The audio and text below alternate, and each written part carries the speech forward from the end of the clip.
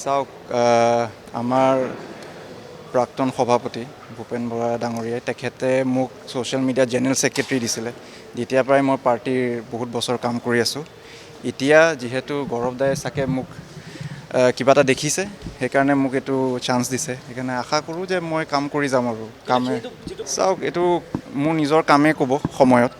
আৰু যদি কাৰোবাৰ যদি যোগ্যতা যদি থাকে তো নিশ্চয় ৰাইজে সেইটো নিজে বিশ্লেষণ কৰিব। এতিয়া অহা সময়ত যিহেতু আমাৰ চেয়াৰমেনো আছে প্ৰফুল্ল কুমাৰ দাস ডাঙৰীয়া, তেখেতেও আমাৰ লগত আছে। আমি এতিয়া আজি যিহেতু আমাৰ প্ৰথম দিন, আমি এতিয়া একেলগে বহি পেলাই একেলগে চিন্তাধাৰা কৰিম, চবৰ লগতে কথা পাতিম। তাৰপিছত আমি আগতে প্ৰকল্প এটা ল'ম। নহয় চাওক, মই আগতে এইমাত্ৰ ক'লোঁ এই কথাটো। মোক ইয়াৰ আগৰ প্ৰাক্তন আমাৰ সভাপতি ভূপেন বৰা ডাঙৰীয়াই তেখেতে মোক ছ'চিয়েল মিডিয়া জেনেৰেল ছেক্ৰেটাৰী বহুত বছৰ আগতেই দিছিলে প্ৰথম। তাৰ পৰা মই বহুত সময় পাৰ্টিৰ লগত জড়িত আছিলোঁৱে। এতিয়া যিহেতু মোক চেয়াৰমেন দিছে, সেইকাৰণে চবেই কথাটো এতিয়া সুধিবলৈ পাইছে আৰু তাৰ আগতেও মই কাম কৰি গৈছিলোঁ, এনেকুৱা নহয়।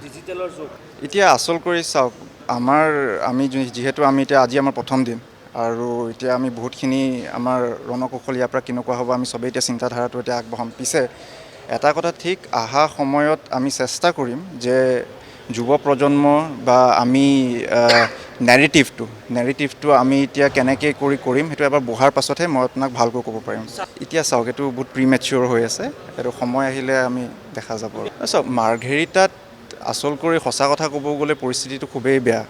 মই কংগ্ৰেছ দলৰ হিচাপে নহয়, মই এজ জেনেৰেল চিটিজেন হিচাপে মই কথাটো কৈছোঁ। তাতে বহুতখিনি কাম কৰিব লগা আছে, আৰু সাংগঠনিক হিচাপে আমি বস্তুটো আৰু অলপ শক্তিশালী কৰিব লাগিব। সেইটো আমি চবে একেলগে কাম কৰিব লাগিব।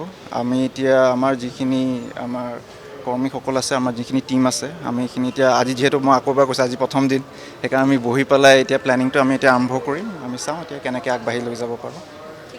চাওক, আমাৰ প্ৰাক্তন সভাপতি ভূপেন বৰা ডাঙৰীয়াই তেখেতে মোক ছ'চিয়েল মিডিয়া জেনেৰেল ছেক্ৰেটাৰী দিছিলে। যেতিয়াৰ পৰাই মই পাৰ্টিৰ বহুত বছৰ কাম কৰি আছোঁ। এতিয়া যিহেতু গৌৰৱ দাই চাগে মোক কিবা এটা দেখিছে, সেইকাৰণে মোক এইটো চান্স দিছে। সেইকাৰণে আশা কৰোঁ যে মই কাম কৰি যাম আৰু কামে চাওক, এইটো মোৰ নিজৰ কামেই ক'ব সময়ত। আৰু যদি কাৰোবাৰ যদি যোগ্যতা যদি থাকে তো নিশ্চয় ৰাইজে সেইটো নিজে বিশ্লেষণ কৰিব। এতিয়া অহা সময়ত যিহেতু আমাৰ চেয়াৰমেনো আছে প্ৰফুল্ল কুমাৰ দাস ডাঙৰীয়া, তেখেতেও আমাৰ লগত আছে। আমি এতিয়া আজি যিহেতু আমাৰ প্ৰথম দিন, আমি এতিয়া একেলগে বহি পেলাই একেলগে চিন্তাধাৰা কৰিম, চবৰ লগতে কথা পাতিম। তাৰপিছত আমি আগতে প্ৰকল্প এটা ল'ম।